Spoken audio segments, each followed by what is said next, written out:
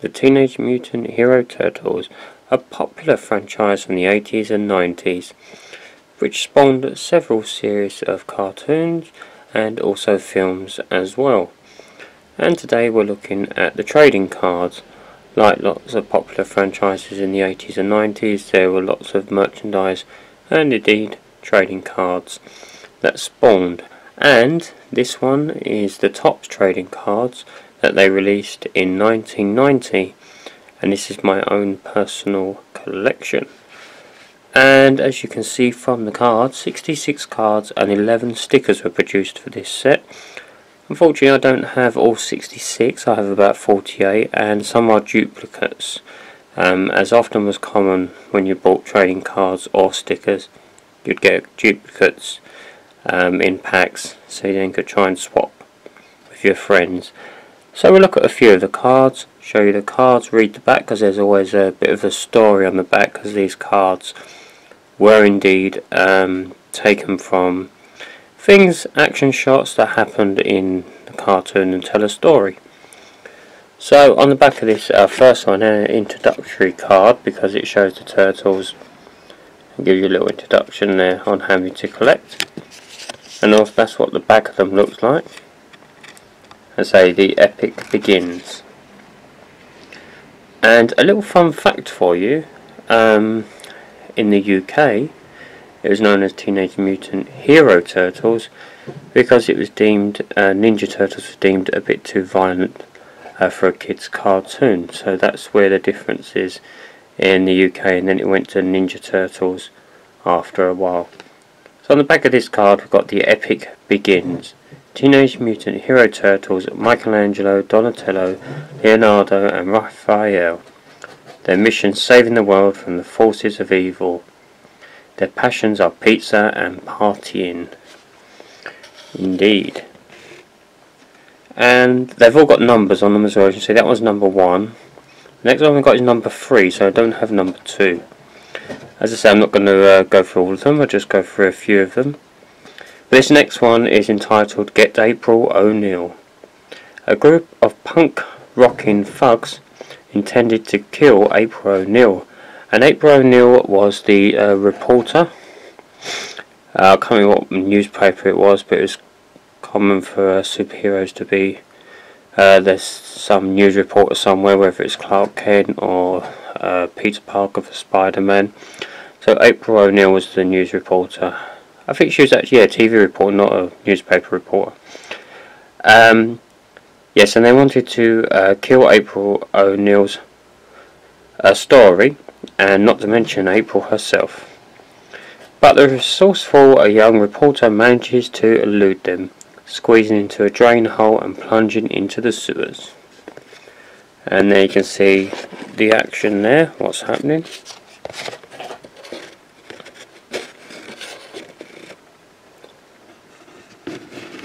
Zoom out a bit for that so you can see. And I think the two guys, they were called something like Bebop and Rocksteady, something like that. Okay, and the next one we have is, it skips to number 5, and it's called Monitoring the Turtles, and now we are introduced to another villain, and it's the mysterious masked oriental villain, probably won't get away with saying that now, known as the Shredder. Now the Shredder, I always thought he was just Shredder, maybe it's a Mandela effect. I don't remember him being called the Shredder. And no one really said he was Oriental. Never mind. The Shredder observes April's rescue from within the surveillance compound. In truth, he sent the thugs after April, who was getting too close to his criminal operations. And if we swap that one, you can see what's happening. He's watching the action on the screen. And like I say, these were actually my cards that I collected myself. I don't actually remember if they came, well, they must come in packs of, maybe it used to be like 6 or something. Usually you always got them from newsagents, and often you would get some with, the stickers will always come with an album normally. Okay, and as the story continues, we'll read number 6, as number 6 follows on. Let's keep him there a minute. This is entitled A Special Wake-Up Call. And April's rescuers are not teenage humans, as their voices would indicate, but 4 masked green teenage turtles. Under the circumstances, there's only one thing for April to do. She faints. A short while later, she stirs to semi-consciousness. Which, I think you would if you awaken to see 4 human-sized turtles. If I remember in the cartoon, I think the first episode showed a boy who had 4 pet turtles, and he dropped them down the sewer or something, and I think that's how they mutated. And as we see Splinter, there's a story behind him as well, how obviously the guy becomes Splinter the Rat. And I don't know if we ever get origin stories for Shredder and Krang, who we see later on. I know that there was manga and comics developed as well, and I know that some of the TV series did differ a little bit from the comics, but I've never got a hold of any of the comics. Okay, so that was number 5, and then it goes on to number 8, which is one I have duplicates of, and that's Pizza for Breakfast.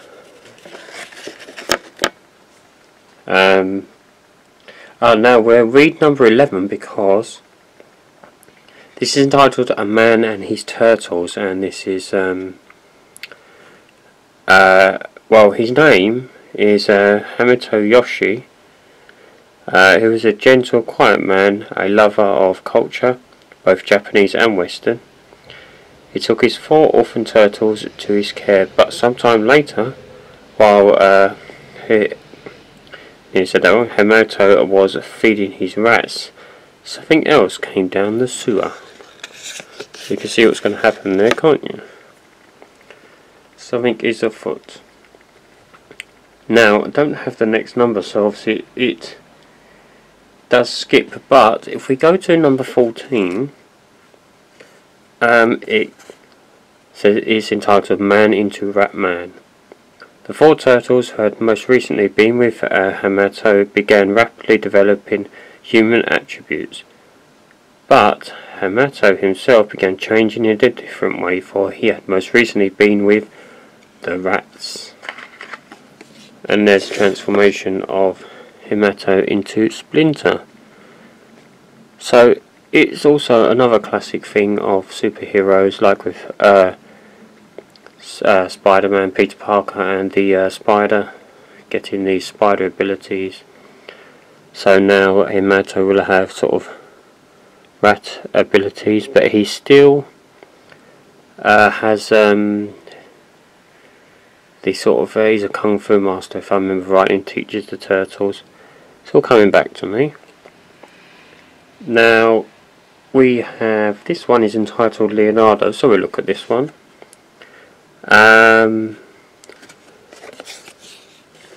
As you can see, he's waving his sword. They all had different weapons. I think one of them had nunchucks, one had 2 swords. It looks like Leonardo's got 2 swords.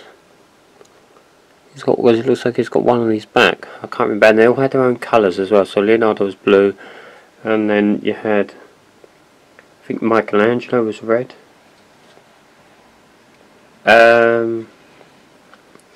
Let's look at this one, which is entitled Here's Looking at You, Kid. So a reference to another film. Needing to disguise themselves, the turtles dash into a convenience men's store near the drain grate, and they re-emerge a few moments later, all wearing identical heavy trench coats and snap brim hats, all of them doing fairly atrocious Humphrey Bogart impressions. And that is where the film reference comes in. Here's Looking at You, Kid, which is something I think Humphrey Bogart's character said in the film. And then I've got some more duplicates, and these again pizza. they eat pizza. I think that's all they eat in the programme. Now, and I must admit, I've not actually seen the more recent films. I hear good and bad things about them. Maybe something I have to look at sometime.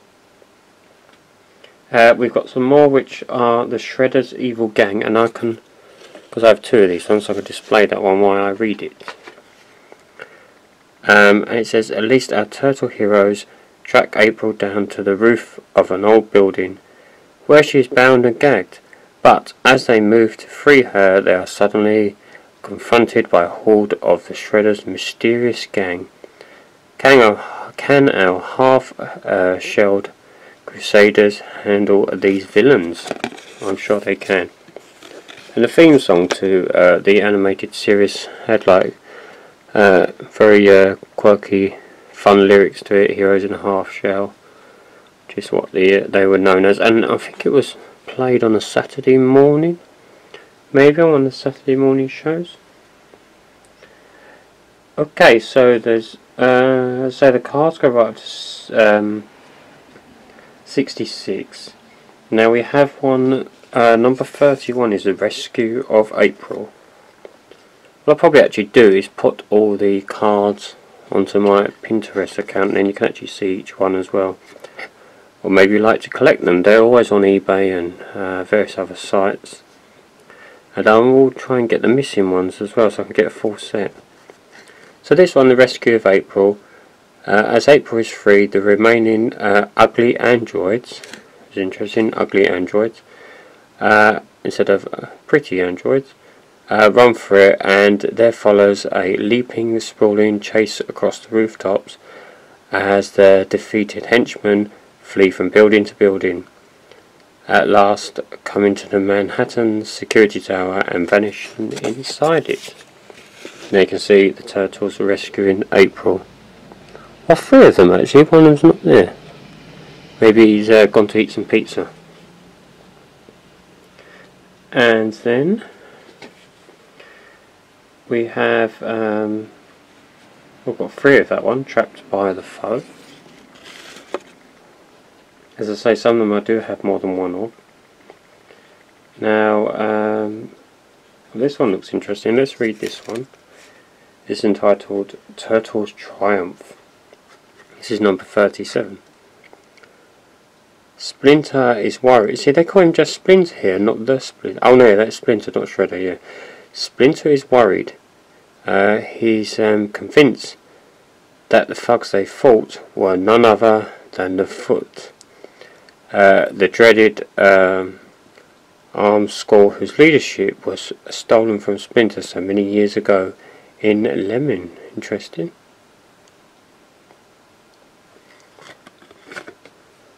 And then they are there.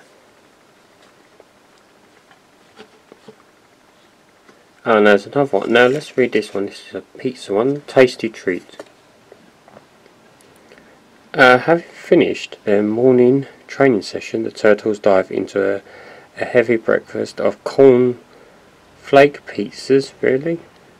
April, however, is anxious to get moving. After all, the crime ring's headquarters has come to a watery end, and she still doesn't have a story, which is very important that she has a story. And what about this cool looking one? This is entitled Jive Turtles. April heads out of the building wishing she'd never met the turtles, particularly when she sees four kids in Ray-Ban. This is interesting, Ray-Ban Reeboks and coloured leather jackets, acting like real chill funky dudes, except for the fact that all four of them are of course green. So interesting they mentioned Ray-Ban and Reeboks there, two big brands in the 90s. They got paid to put that on there, and they're allowed to use it. Now New Mutant Henchmen. Now this may be the Bebop and Rocksteady I was talking about earlier. Technodrome punks, Rocksteady and Bebop are strapped to operating tables as those two little robots leading the still struggling Boar and Rhino. Opening a canister of the mutagen, the Shredder assures his nervous hoods that they will soon have power beyond their wildest dreams. So he actually mutates them. So they were animals originally as well, just like Splinter and the Turtles. So there's a theme going on here. April's the only one that doesn't actually get changed. Well, I don't remember if she does. And then this is an interesting one. Number 52, when mutants collide. And we have two of these, so we can read this one out.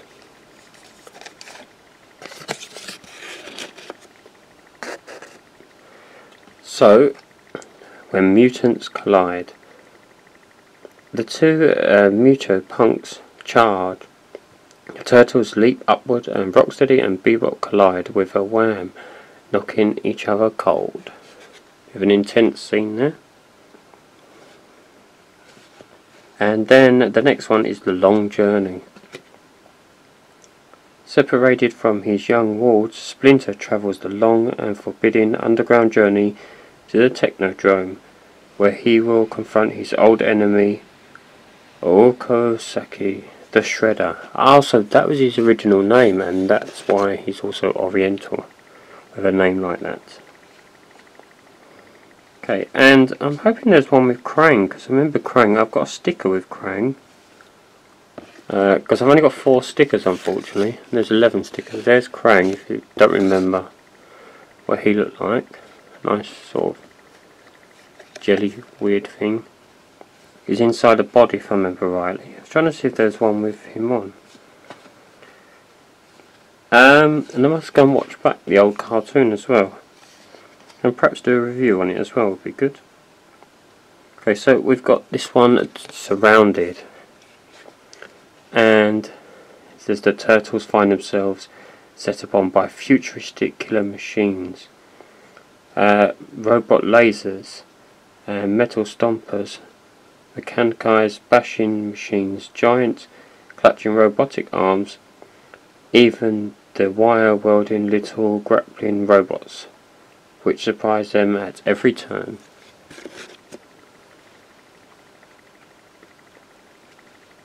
And then we've got a few more. This is an intense scene one. It's entitled His Best Foot Forward, number 61. As his green-skinned companions take out the mouldering robots, Leonardo leaps into action, kicking one of the Shredder's ninja guards with devastating Yoshi-trained precision. I think of Mario when I hear Yoshi there for some reason. Okay, and you can see his henchmen look a bit like Shredder, they're all dressed in the same sort of get-up. And then we have number 63, a mean green machine. Emerging through a manhole, the turtles rejoin. April at the outskirts are off the part, but then seconds later, Mutant Punks, Rocksteady and Bebop appear, and a spectacular city slugfest ensures. Needless to say, our Fabulous Four win the day. And no doubt celebrate with pizza. And a classic line that's said by enemies in the next card: next time, turtles. So the Shredder vows unspeakable revenge against his old master, Hamato Yoshi, and those 4 wretched adolescent amphibians who have given his robot forces so much trouble. And now, guess what? It's celebration time with pizza. Of course it is. Cowabunga, it's meal time, and that was one of the phrases that I think one of the titles said. I think they all had their own sort of catchphrases. All work and no chow makes Donatello a chill turtle. not to mention Michelangelo, Leonardo and Raphael. The fighting done and the city saved, at least for now, our heroes settle down for a delicious, well-deserved pizza treat. And why not? Yeah, I think one of them used to say radical. And then the last card, 66, savouring their reward.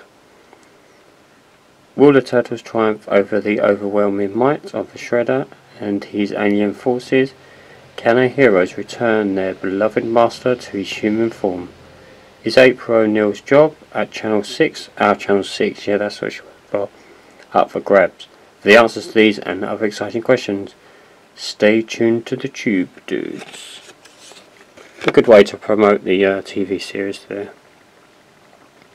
So I hope you enjoyed that little look at the trading cards. And this was the set released in 1990. There was one before and I think there's several after as well.